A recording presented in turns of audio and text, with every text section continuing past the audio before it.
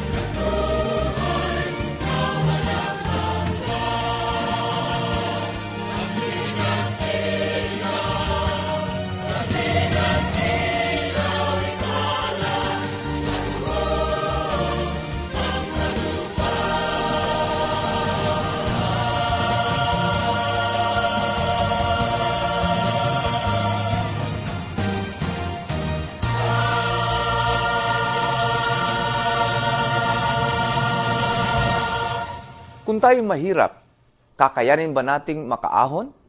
Kung hindi tayo makapagtapos ng pag-aaral, may pag-asa ba tayong umasenso? Well, nasa perspektibo po natin ang mga bagay na yan. Pag-aralan po natin ang paksang It All Begins in Our Hearts and Minds. Kung anong iniisip natin, yan ang nagpapahayag ng ating pagkatao at pag-ugali. Ito ang magdedetermine kung magkano ang ating kinikita, saan tayo nakatira, at ano ang profession natin sa buhay. Ang buhay natin ngayon ay resulta ng inisip natin kahapon, at ang buhay natin bukas ay resulta ng inisip natin ngayon. So, salamat talaga sa pagtuturo mo sa mag-gitara. Alam mo, ang laking tulong na ito. Salamat sa pagtsatsaga mo. Siguro, pagka talagang marunong na ako, talagang kaya ko na lahat gawin ng mga chords. Hindi magtatagal niyan, makapag-compose rin ako ng mga kanta, mga sarili kong kanta. Talaga lang, ha? Oo. Sige. Ganito na lang. Sa susunod, eto naman ang pag-aralan mo. Sige! Okay ba yan? Okay, sige lang. Hindi issue kung gaano karami ang abilities natin, kundi kung ano ang inisip natin na kaya nating gawin. Maganda pong ito'y mabasa natin at tinanyan ko po kayong buksan ang inyong mga Biblia sa Kawikaan, Kabanatang 23, ang talatan po ay 7, ay ganito po ang ating mababasa. Sapagkat kung ano ang iniisip niya sa loob niya, ay gayon nga siya. Kumain ka at uminom ka, sabi niya sa iyo, ngunit ang puso niya ay hindi sumasa iyo. Napaganda rin po ng pagkakasalin sa Ingles, ang wika po doon, for as he thinketh in his heart, so is he. Kung ano iniisip ng tao sa kanyang sarili, nagiging ganun siya. Sa mga tao nakasentro ang desire sa pagbabago ng buhay, dalawang bagay lang po makakatulong sa atin. Una po, palagi nating alalahanin ang 2 Corinthians chapter 5, verse 17. Ano po bang nilalaman ng 2 Korintos 5:17? At alam ko pong ito'y memoryado ng marami mga mananampalataya. At ngunit sa atin po na hindi pa po nakakalala, ganito po ang sabi sa atin ni Pablo, kaya't kung sino man ay na kay Kristo, siya'y bagong nilalang. Ang mga dating bagay ay nagsilipas na, narito sila'y pawang naging mga bago. Ang bagong kapanganakan na ipinangako ni Jesus na makakamtan natin ay hindi lamang patungkol sa eternal destiny, kundi sa pagbabago ng ating buhay dito sa mundo. Yung kapatawarang tinanggap natin sa Panginoon ay nag-aalis ng mga sama ng loob at mga guilt natin sa nakaraan, napalitan ito ng love, joy, and peace, na siguradong makapagpapabago ng buhay ng isang individual. Pero may mga Kristiyano pa na nandun pa rin po sila. Doon sa nangangailangan ng radical transition sa kanilang mga tahanan at sa pang-araw-araw lang buhay. Ang ikalawang step para lubos na makamit ang bagong pagkatao ay ang pagbabagong pag-iisip. Kung talagang nice nating magkaroon ng mental spring cleaning and i-check up natin ang sumusunod na mga area sa ating buhay. Una po, kapaligiran. Bawat isa sa atin ay produkto ng kapaligirang ginagalawan po natin. Hindi aksidente. ng mga taong parehong negatibo ang pag-iisip ay nakatira sa isang tahanan. Naku anak, talaga palang sira-sira na tong bag mo, hindi na uubra sa pasukan. Kailangan ko na naman mangutang para makabili ka ng bagong bag. Ay naku, hindi na tayo nakaahon sa hirap. Oo nga, Nay. Kasi pagkatapos ng isang utang, utang na naman. Alam nyo, maaaring mabuhay ang dalawang tao sa isang bansa. May mga magkakaparehong batas na sinusunod at magkakaparehong privileges, pero magkaiba sa values, priorities, and lifestyles. Di ba napansin yun? Ang tanong ay bakit? Dahil ang kanilang kapaligiran. Especially ang tahanan ay magkaiba. Ang mga iniisip nila ay nagre-reflect ng uri ng environment na pinagmulan po nila. Ikalawa, yung free time. Ano ang ginagawa natin sa ating free time? Nakaka-epekto ito sa kung ano ang ating maiisip. Walang duda dito. Dinadala ni Satanas ang kanyang greatest temptation sa mga tao kapag hawak nila ang kanilang oras. Girl! Uy. Oh, hello. Walang pasok bukas. Gimik tayo. Ay, naku. Naku, Jen, as much as I wanted to, kaya lang, sorry, pass muna ako. Kasi I want to spend my whole day with my family. Muna, Mama Shal. Sorry. Naya naman. Ayun talaga. Kailangan talaga ang disiplina o ng disiplina at proper goals para magamit natin ang tamang extra hours natin. Sa mga magulang, makakabuti po kung habang maliit pa ang mga anak natin, ay encourage natin silang magbasa ng Bible at iba pang mga Christian material sa kanilang free time. Makakatulong ito para makapag-isip sila ng tama. Tandaan po natin, kung ano ang ipinasok sa isip, yun ang lumalabas sa kanilang mga pamumuhay. Kaya importante po na malusog ang pumapasok sa isipan ng ating mga anak. Panghuli po, closest friends. Sino-sino ang palagi nating kasama? Sa malaking tulong kapag nakikisama tayo sa mga kapwa mananampalataya, ay nabibigyan nila tayo ng encouragement, di po ba? Ang peer pressure ay may napakalaking impluensya sa buhay ng isang individual. So kung susumahin natin, mabago natin ang takbo ng ating buhay, kung babaguhin natin ang ating pag-iisip. Gawin nating batayan yung nakasulat po sa Pilipos, Kabanatang 4, 8 hanggang 9. Ano po bang sabi sa atin, Apostol Pablo? Paano daw po tayo dapat mag-isip? At anong dapat nating isipin? Ganito po ang wika po niya. Katapos-tapusan mga kapatid, anumang bagay na katotohanan, anumang bagay na kagalang-galang, anumang bagay na matuwid, anumang bagay na malinis, anumang bagay na kaibig-ibig, anumang bagay na mabuting ulat, kung may anumang kagalingan at kung may anumang kapurihan, ay isipin ninyo ang mga bagay nito. Ang mga bagay na inyong natutuhan at tinanggap at narinig at nakita sa akin, ang mga bagay nito ang gawin ninyo at ang Diyos ng kapayapaan ay sa inyo. Napakaganda po mga talata nito. Talagang nagbibigay sa atin ng enlightenment na dapat po ang isip natin ay dapat na maging malusog at malinis sa harapan ng Diyos. Gawin natin itong standard sa pagpili ng mga kaibigan, paggamit ng free time at pagkapaganda ng ating kapaligiran. Umasa po ako, dalangin ko po ng ating tinalakay ngayon ay maging isa pong katulungan sa atin sa isang napakaganda, napakasaya at napakamatagumpay na buhay.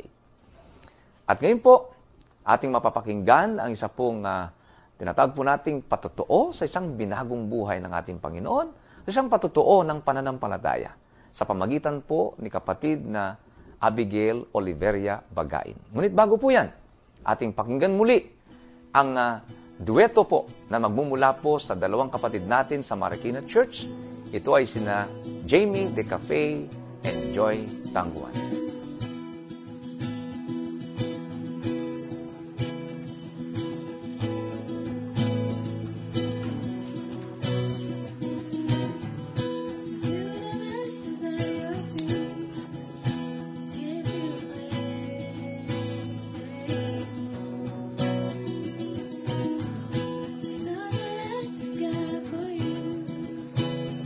Always very bright.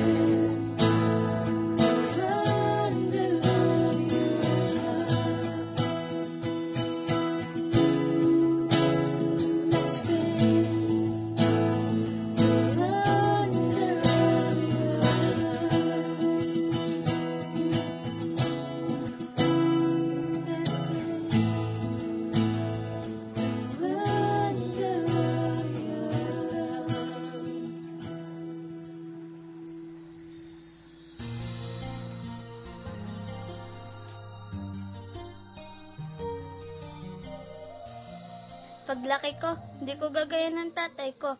Lagi ngang nasa simbahan, pero wala naman kami pera. Ang mga magulang man ay parehong naglilingkod sa seminaryo.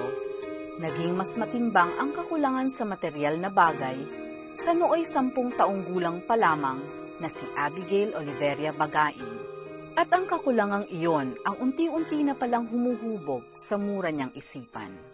Nung bata po ako, nagtatanong ako sa nanay ko bakit hindi ako pwedeng bumili ng ganun. Kasi pag sinasama nila ako sa department store o kaya nag-grocery kami, merong mga hindi pwedeng bilhin. So nagtataka ako bakit hindi siya pwedeng bilhin, bawal ba, ganun. Pero nakikita ko naman sa mga bata, sa ibang bata, meron sila nun. Nakita ko na talagang medyo wala kami ng mga bagay na meron yung ibang tao. Kahit sa mga pagkain namin. Mas malapit man ang loob sa kanyang ama, isang aspeto ng buhay nito ang isinumpa na kailan may di niya tutularan. My father, alam ko, pianist siya sa church, musician, pastor. Pinupush niya rin ako sa pagpapiano, kaya siya talaga yung madalas kong kasama. Na-realize ko na kaya kami wala kasi maliit yung kinikita ng tatay ko. At an early age, nagkaroon ako sa isip ko na hindi ko gagawin yun. I will not work in the church para paglaki ko, meron kaming pera. Ngunit isang di inaasahang pangyayari ang naganap sa pinakamamahal na haligi ng tahanan. Pangyayaring bumago sa takbo ng buhay ng musmos na si Abby. Namatay po ang father ko when I was only 10 years old po. So, kagagraduate ko pa. Actually, a week after my graduation, elementary. Namatay siya sa National Convention sa Bulacan. Ako lang po ang kasama niya during that time. Yun po ang pinaka-lowest day of my life. Ang laki nung loss. Kahit 10 years old pa lang ako noon, nag-advance na yung responsibility ko eh. Nag-enroll na ako bigla mag-isa. Pag meron ako mga kailangang bilhin, mag-isa na akong nagbubiyahe. Mag-isa na lang akong pumupunta. At dahil bata pa ay tinuturuan na ng kanyang ama na tumugtog ng piano, mula edad na 12 ay nagkaroon ng pagkakataong tumulong sa iba't ibang lokal na simbahan na nangangailangan ng manunugtog. Ako po na-train na tumugtog ng himnaryo. Kaya lahat ng himnaryo nun, alam ko talagang tugtugin. Nagturo din ako ng mini choir po ng mga bata. Ako po yung nagtuturo dun sa mga teachers sa Sunday School kung paano magturo ng mga kanta. Pero po, yung mga teachers sa Sunday School, matatanda na sa akin. Kaya lang, ako yung nakakaalam ng kanta, kaya nagiging nababaliktad. Hinahangaan man ng marami, iba naman ang naging motibo ni Abby upang tuparin ang mga gawaing iyon. At the back of my mind, hindi ko siya ginagawa na parang ministeryo ko to eh. Parang wala pa yung ganong idea eh. Parang nga po kahit hindi magandang sabihin, parang nagiging part-time job po yun. Kasi meron po akong nakukuha in return. And dahil doon, na parang nagiging trabaho ko na rin kahit bata pa ako. So parang at that time po, yun lang ang parang motivation ko. Wala pa talagang, I'm doing this for the glory of God. Kasi po, pag parang pumapasok sa isip ko yun, nararamdaman ko naman po yun, kaya lang parang inaano ko siya, kinukontra ko siya, na hindi. Parang nasa isip ko pa rin po na ayoko maging katulad ng tatay ko. Lumipas ang ilang taon, nakapag-aral ng kolehiyo si Abby. Bumuo ng matatayog na mga pangarap, ngunit dito na rin nagsimula ang sunod-sunod na hamon sa kanyang buhay. Kumuha po ako ng medical technology and I'm hoping po na after that, I will take up medicine. Pagkatapos, dire-diretso na po sana yan. During my 4th year po, nagkakita po sila ng mass sa lalamunan ko. Sinasabi nila kung baka daw maapektuhan yung boses ko. Nagtampo po ako kay God. Sabi ko, ano pong problema? Parang gano'n na, Lord, naging ano naman ako, nagsaserve naman ako. Parang, bakit meron akong sakit na ganito? Sponsored lang po ang aking pag-aaral. During my 4th year po, tumigil po yung aking yung scholarship ko po. Talagang umiyak po ako noon. Sabi ko, ayaw mo ba ako dito? Ayaw mo ba ako na maging doktor? Balisaman at maraming tanong sa kanyang isipan, nagpa siyang mag-aral si Abby ng music sa Manila Bible Seminary at dito niya nakilala ang Panginoon ng kanyang buhay. Talagang binago po ako ng Panginoon. 1997 po. Inaccept ko na siya lang talaga ang may hawak sa buhay ko. Siya lang nakakaalam ng best sa akin. All I need to do is surrender to His will po. Sa pag-aakalang magiging maayos na ang lahat, mula nang isuko niya ang buhay at talento sa Diyos, ilang serye pa ng mas matitinding pagsubok ang kanyang dinaanan. Nagsisimula pa lang po ako noon na parang naramdaman ko na gusto kong ibigay yung buhay ko sa Kanya. Meron pong naging pagsubok agad sa buhay ko. Nagkaroon ng cancer ang mother ko. Bakit po ang mother ko? Dalawa na lang nga kami. Paano na pag wala na ang nanay ko, mag-isa na lang ako. Nawala na nga yung father ko, tas mag-isa lang ako, tas ngayon, nanay ko naman ang may cancer. Please spare my mother, Lord. Bibigay ko talaga sa iyo yung lahat-lahat ko. Pagbigyan mo lang ako, bigay mo muna sa akin ang nanay ko. And then, ako naman po ang nagkaroon ng cancer. We learned po na yung mass na yon is not a benign mass, but it's a malignant carcinoma po. Sa pagkakataong iyon, naging mas matatag ang pananampalataya ni Abby. Kumapit at nagtiwala sa kapangyarihan ng Panginoon. Pumayag na po ako na magpa-opera.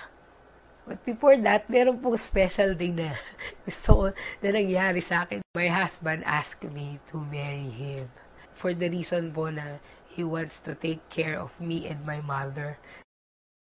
Matapos ang matagumpay na operasyon, isang balita naman mula sa doktor ang kinailangang isanggunin ng mag-asawa sa paanan ng Panginoon. Sabi niya po kasi sa akin nung naoperahan ako, dapat magka-baby ka within 5 years. Kasi pag wala ka pang baby ng 5 years, ibibigay na namin sa iyo yung radiation. Baka hindi ka na magka-baby. Talagang naintindihan po namin na siguro there's a reason kung ba't hindi kami pwedeng magkaanak. Sinurrender na talaga namin, hindi na kami nag-e-expect. Sa huling taon na maaari siyang magdalang tao, March, graduation sa seminary, practice para sa CIY, dire-diretso lang po. Tapos po, tumugtog kami sa Tugigaraw, na-invite ako sa Apari, tumugtog sa National Convention sa Antipolo. Tapos po, nagturo ako sa Zambales ng kabataan sa kanilang camp. Pag uwi ko po dito, may nagsabi sa akin na, Ate Abby, hindi ka mabuntis. Ha? Paano ako mabubuntis? Kung lahat ng pinanggalingan ko, kung buntis ako, baka nakuna na ako kasi kung saan ako nang galing. Tapos nung pag-uwi po namin dito from Zambales, bumili po ako ng test. And then, it turned out po na positive. Last month ng 2002, last month po na pwede talaga ako magka-baby.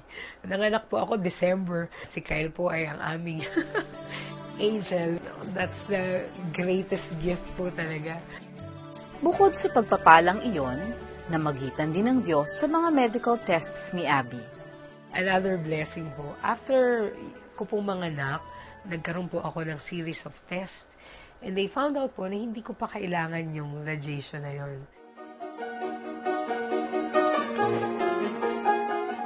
Sa kasalukuyan, nagtuturo si Abby sa Manila Bible Seminary. Tumutugtog sa iba't ibang lokal na bahay-sambahan at malalaking gawain. Muling nililingon ang buhay ng kanyang ama. Nagpapasalamat sa pagiging huwarang haligi ng tahanan at sa pagiging huwarang lingkod sa ministeryo ng ating Panginoon. Nilunok ko na po lahat ng sinabi ko against my father, yung ginagawa niya. Meron nga time talaga na sinabi ko na, sorry, minaliit ko yung lahat ng ginagawa ng tatay ko. Hindi tama yung ginawa ko yun. Na all the while pala, si God through my father is just preparing me. I know na pinatawad na ako ni God dun sa mga inisip ko against the ministry of my father. And prayer ko ngayon is for God to help me na maging matatag pa sa ministeryo, samahan pa niya ako. Talagang maging katulad din ng tatay ko dun sa pagmamahal niya dun sa ministry niya. Abigail Oliveria Bagain, buong pusong nagtitiwala at sumusunod sa bawat kumpas ng dakilang maestro at tanging kompositor ng awit ng kanyang buhay. Alam ko po na yung talent na binigay sa akin ng Diyos ay dapat lamang na ibigay ko sa Kanya. Mahal ko ang Diyos kaya ako ginagawa to. Gusto kong ibigay yung natitira ko pang buhay para sa Kanya. He will take care of me. Wala na po akong aalalahanin pang iba.